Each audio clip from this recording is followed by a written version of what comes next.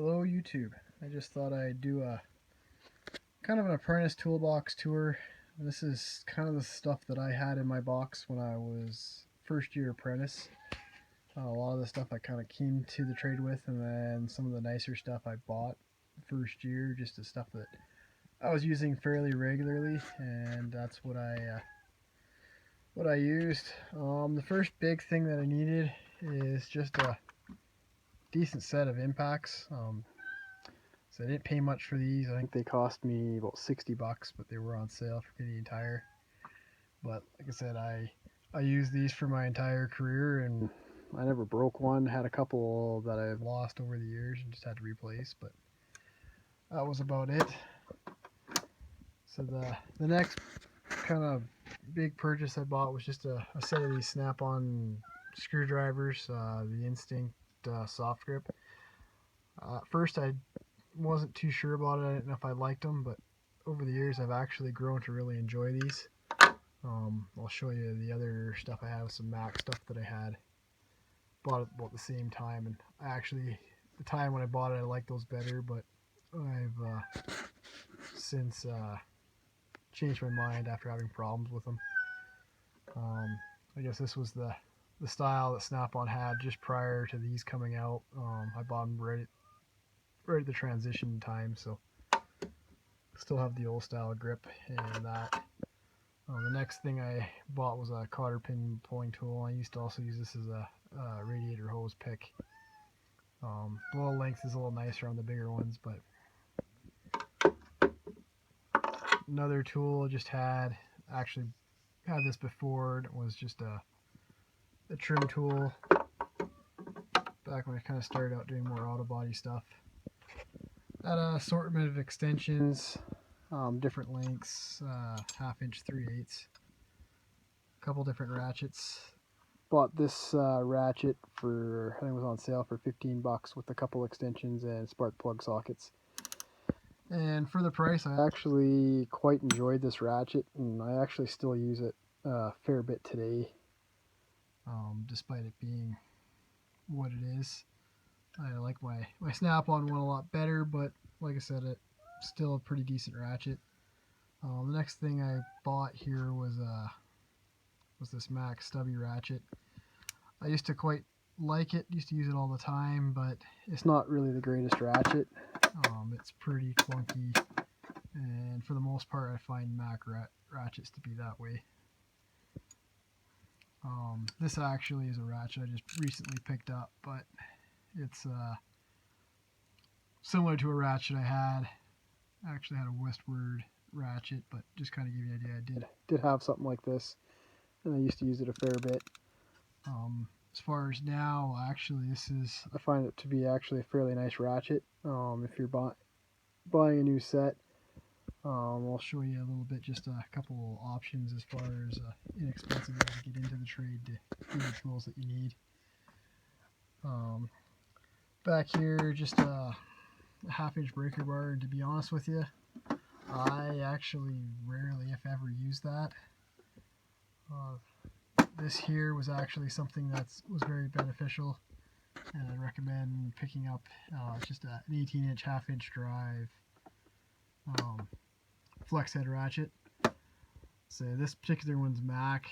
I have a Snap-on one in the 24 inch model, and I prefer the ratcheting mechanism on the Snap-on one better. There's a little less flex of the actual ratchet itself, but like I said, I used this one for 10 years. It served me well. I've had to have the head rebuilt a few times, but it's not broken. It's still nice and tight on the flex head here, so I really can't complain too much about it. It's just more preference wise. It served its purpose well for me. This year was probably my first big tool purchase, and it's just impact flex head sockets here, and I found these probably to be my most useful tool that I bought at the time, and yeah, I'd highly recommend a set of those, whether you buy the Mac, Snap-on. So the new Snap-on style I like a little better, but initially Mac was the way to go. For the two choices I had, I had Mac or I had Snap-on. We didn't have Mac go back in that day. Next thing I bought here was just some Torx bits. Said my Snap-on dealer wasn't very good, so most of my early stuff was Mac, and for the most part it's held up pretty decent. I think a lot of the stuff now you can actually buy it directly off of Amazon as Vim tool. So then just actually an inexpensive set of Lyle Allen key sockets. So I broke a few and replaced them with either Mac or Snap-on, whoever was there at the time. And then, yeah, just different lengths. Found a couple applications where I needed a little bit more room. And we've got Mad Cat here joining in on the tour.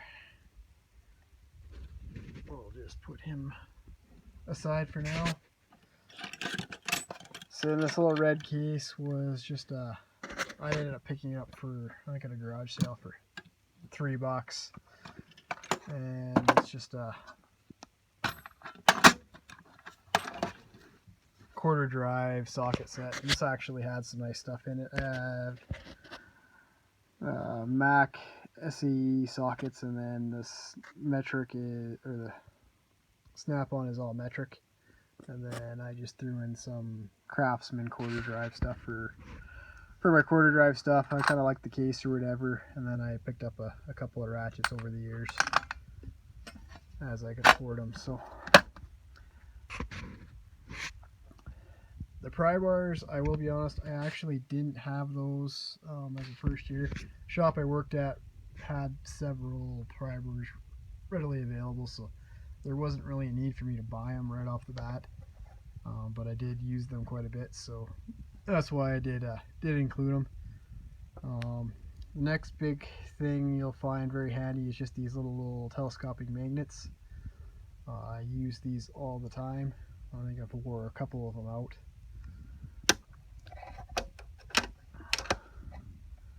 So one that I thought was going to be a good buy, I bought early on, turned out it wasn't very good. Just another one of these telescopic magnets, but it's got a little bigger end on it, and then the other side it's got a little pen light. But I found the pen light kind of turned itself on and off as you were trying to use it. It was a little cumbersome, and this magnetic head was a little too big, so I would go with the smaller one there. And then just a assortment of air chucks. Like I said, you did a lot of tire work in my first year, so that, and just a core tool. I use those quite a bit. A little Streamlight Stylus Pro. This probably here is my favorite. I've tried a couple other ones out, but I found this one. I actually just replaced the one I bought as a first year apprentice about a month ago, so they stand up well. And then I use this quite a bit. It's just a little boot for sticking on the end of spark plugs and threading them in so you don't cross thread them.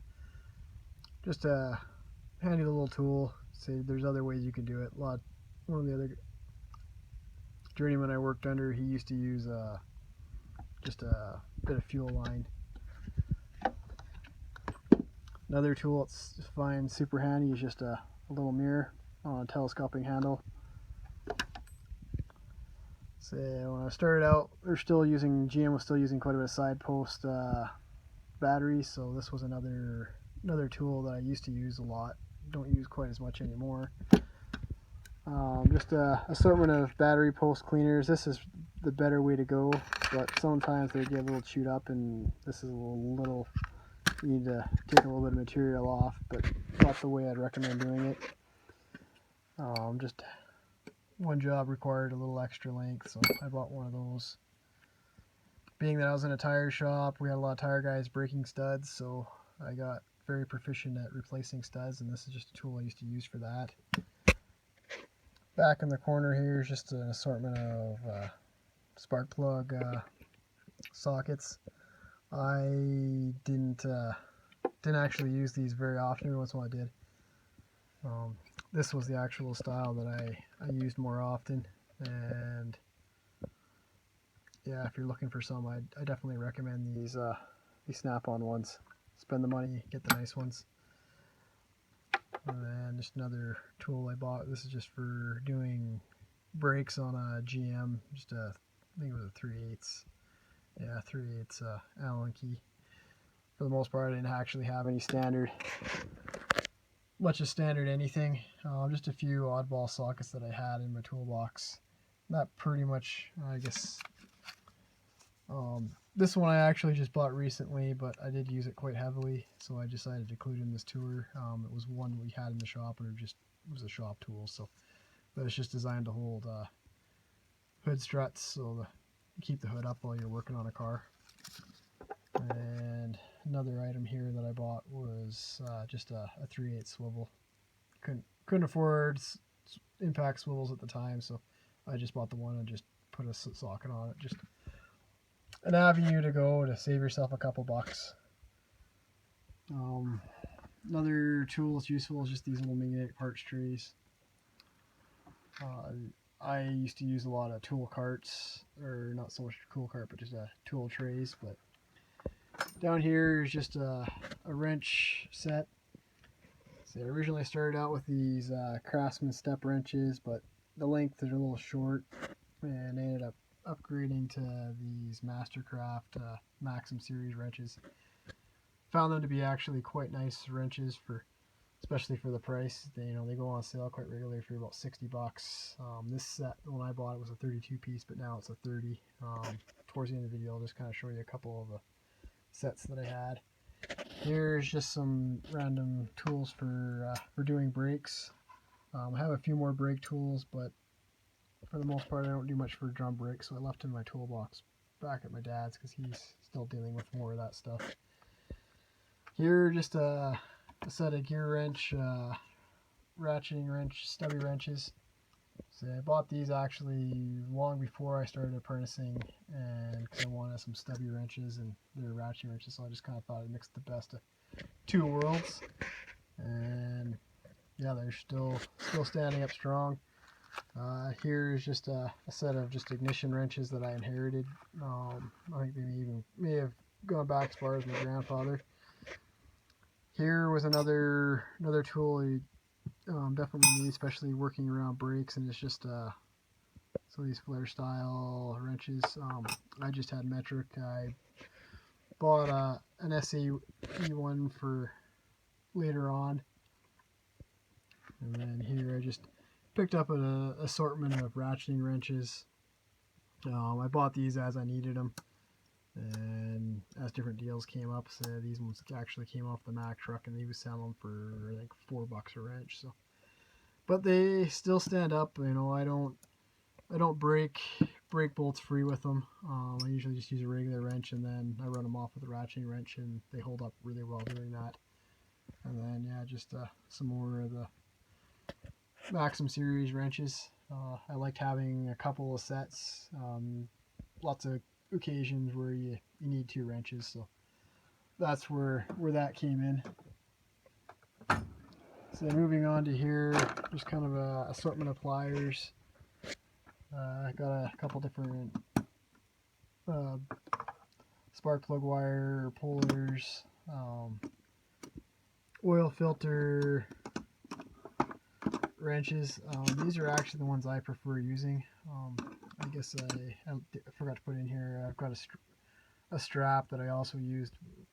The shop I was at, it was a shop tool, so I actually haven't used mine very much since then, but yeah, just a few different variety of pliers. I won't go into each individual one, just to kind of show about the big set.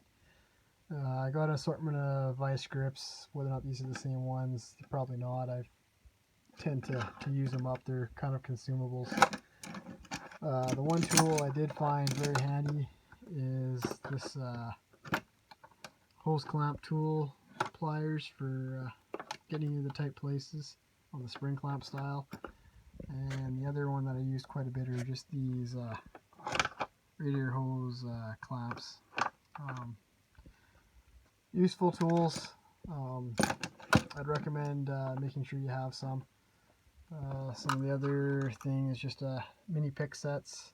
Had a set of 4, and then this little screwdriver, and different assortments. I think I had a couple sets up top or whatever, but and then this here is the max set of Torx bits that I had.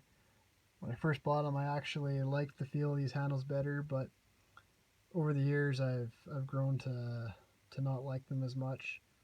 They still feel pretty decent in the hand, but the problem was I was finding is I was twisting the handle off the shank on these ones, and so I've had several of these replaced over the years. And then just another one of the pry bars from the pry bar set that I had. Here is just a ratcheting screwdriver. I never really got into using this one a whole lot.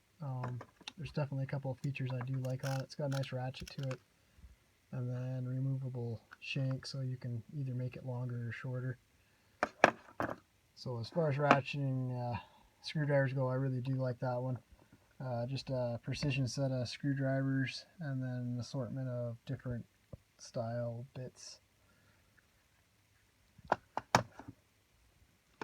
So I guess the other thing I should go over here is underneath it, just a wire stripping tool, different variety of it.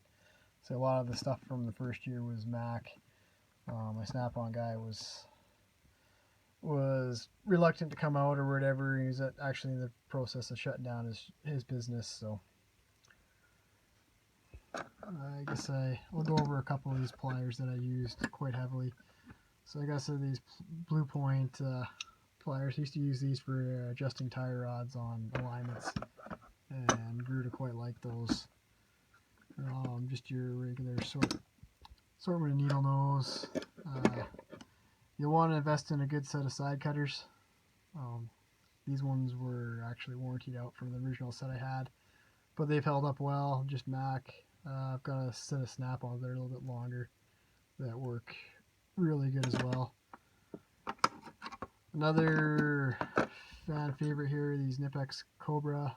These ones are actually Mac branded before he's just starting selling as straight Knipex, but you can't see Knipex stamped right on them. This is another just water pump pliers. I use these quite heavily. Recommend make sure you have a good set of these. A lot of guys will bash on the Mac stuff, but like I said, I've had it for over 10 years and it's still holding up well for me, so I really can't knock it too badly. It served its purpose for me. So moving on to the bottom drawer, this actually is the socket set that I started with back when I was 14 years old, restoring an Austin Mini, and this was kind of my first tool set bought by my parents. And yeah, I know these take up a lot of room, but I just find them super handy as far as holding tools and keeping them organized. So I've held on to them. So in here is just a digital caliper for measuring brakes. So one of those things you'll need, and for me, I got into doing out of province and salvage inspection, so I had to measure all that stuff. So just a flashlight, they're always handy. I guess I still got some change hiding in here. Throw that with the rest of it. In here, just a good selection of Allen keys. So don't use them a whole lot, but there's every once in a while you'll need something, so it's good to have a good selection of those. And I ended up finding this little holder in a car, so I ended up doing that. See, a good decent 1/2-inch impact gun. This is just a Mac branded Ingersoll Rand, so but I do like this gun. It's worked quite well, but like I said, I'd probably just buy it as the Ingersoll Rand version of it. Back here, just a couple of varieties of hammers. So you don't need anything super fancy to start off with. as you start using them breaking, then you can upgrade. This is one thing that I would recommend spending a little bit of money on. I'll just get it out of the case. You'll want a good multimeter. It's one of those things that you'll always have a use for it. Yes, there's other tools out there that can let you do a lot of other more useful stuff like the power probe and stuff like that. But if you're just starting out, get yourself a low impedance multimeter, and if you get yourself a good one, you can pretty much use it throughout your career. So this here is just I bought this one early. It's another low impedance test light, so you can use it on computer circuitry and not worry about harming it like you can with a regular test light. And then just a variety of different test leads. Actually, this is one of the jumper wires I actually built in the first year of school, and like I said, I still use it. So I had another one, but it got borrowed somewhere along the line, so I don't have that one anymore. But that's just a quick tour of what I started with. There's just some half-inch stuff with some 12-point stuff. Actually, to be honest with you, I've actually had use for the 12-point stuff, so this socket set's been very valuable to me over the years, and I still keep using it. The one thing I just kind of held on to it just for nostalgic sake, but these have to be by far the worst ratchets I've ever encountered in my life. So, there's guys that come out and say they love them, but in my opinion, they are the worst ratchets ever made. So, yeah, it's just a quick tour of what I started with. And then just to kind of give you an option, if you're trying to start out, some of the sets I'd recommend kind of keeping an eye out for. Screwdriver sets, this 80-piece set goes on sale for about 20 bucks, and the screwdrivers hold up very well. I used them on a separate contract a number of years ago where I used screwdrivers constantly, and we were breaking other stuff left, right, and center, and those actually held up, and I was beating on them, and they managed to survive, and I actually didn't have to replace any of them. This is the combination wrench set. It used to be a 32-piece, now it's a 30-piece, so you have to buy, I think, your 24 mil metric and inch and 16th SAE wrench or whatever to make up what the set used to be. And then here's just another way, just give you an assortment of sockets for a decent price. They have a 400-piece set. I also ended up, so most of the stuff I actually bought for a work truck, and then the bosses said, no, we don't want your personal tools in there, so I just brought them home. But it's a 320-piece or a 400-piece, and I think the 320-piece was on sale for 180 bucks or 160 bucks, and the 400-piece was on for 180 bucks. So if you watch for the sales from Canadian Tire, you can get yourself in the door with some decent tools until you get a chance to figure out if you like the trade or not. So hopefully you enjoyed, and I was able to give you a little bit of insight. So if you're curious, the toolbox I was using or had everything staged in was a MB197, I believe it is. And I actually found that cart to be a nice cart. Holds quite a bit. As you see, I didn't have very much in there, and there's still lots of room. So hopefully you enjoyed. If you liked, remember to like, comment, and subscribe, and we'll see you in the next one.